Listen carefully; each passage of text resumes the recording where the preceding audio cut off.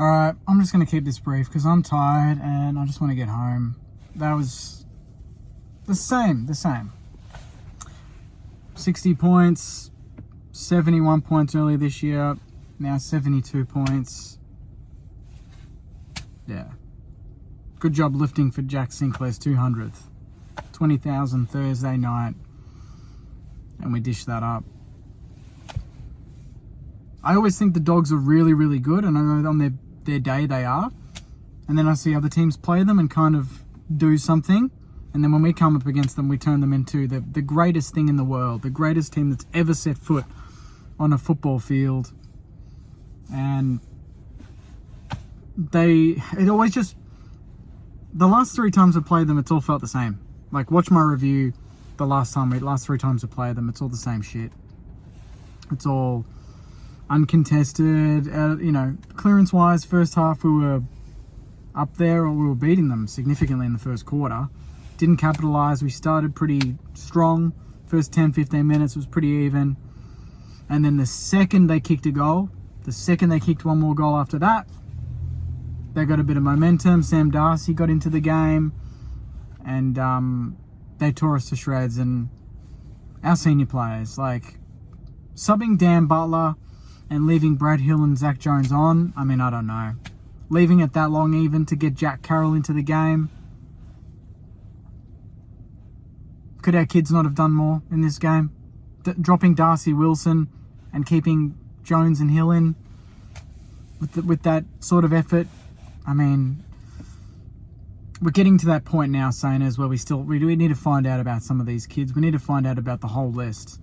And we know enough about these senior players that can do something, and a lot of them that can't, which is really scary to say. But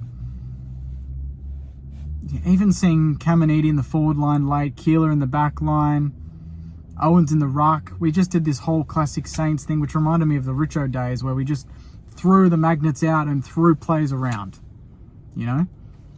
And we know those positions don't work.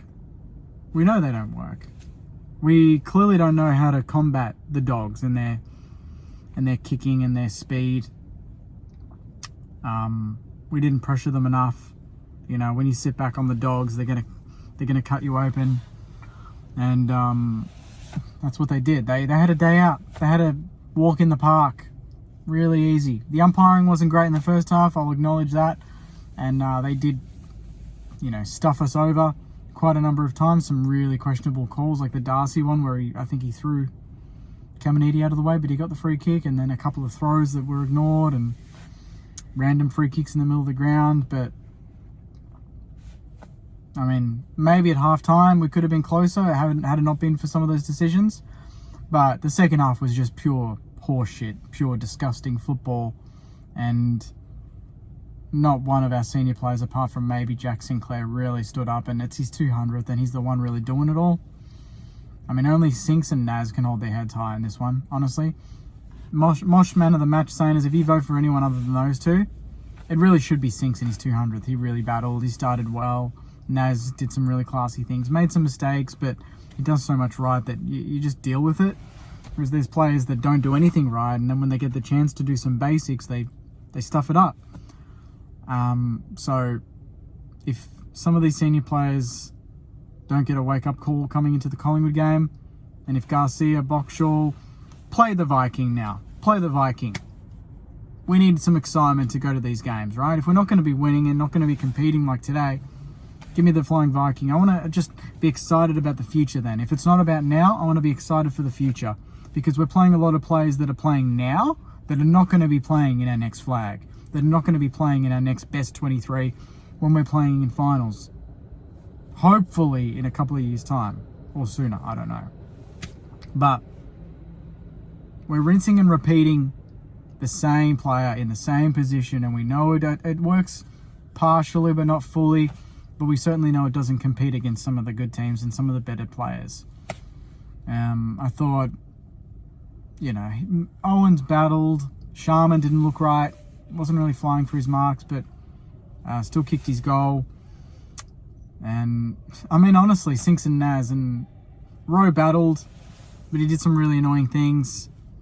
Steele, I can't really pinpoint if he did much, to be honest. Windy started really well, I'll be honest. I'm saying I'll be honest a lot. Yeah, Windy, he tried, tagged and kicked a goal. Great goal, by the way. The tackle to lay that, get hold of the ball, and then bounce back and get the goal was class. Toby, he tried. I've got no problems with the kids. No problems. I got problems with senior players that have been around slipping over in critical moments and letting their opponent walk into an open goal, missing 15-meter kicks, ignoring plays that are on. And I don't really get the sub, like subbing Butler. A player that might at least try and put on some forward half pressure. Instead, Zach Jones found himself in the forward line in the last quarter. I don't know. It's just one of those losses that it's really hard to dissect, but it's also a game that is incredibly predictable to sit back and watch because you've seen it before, and I've seen this so many times, and I don't really want to waste more than 6 minutes of my time and really 6-7 minutes of your time dissecting it. So we'll be doing it during the week. I'm absolutely fuming. I'm really disappointed. We played so well against Melbourne, had the bye. I know off the bye sometimes you're a bit shaky, but I'm not bloody using that as an excuse. I'm not using the umpiring as an excuse.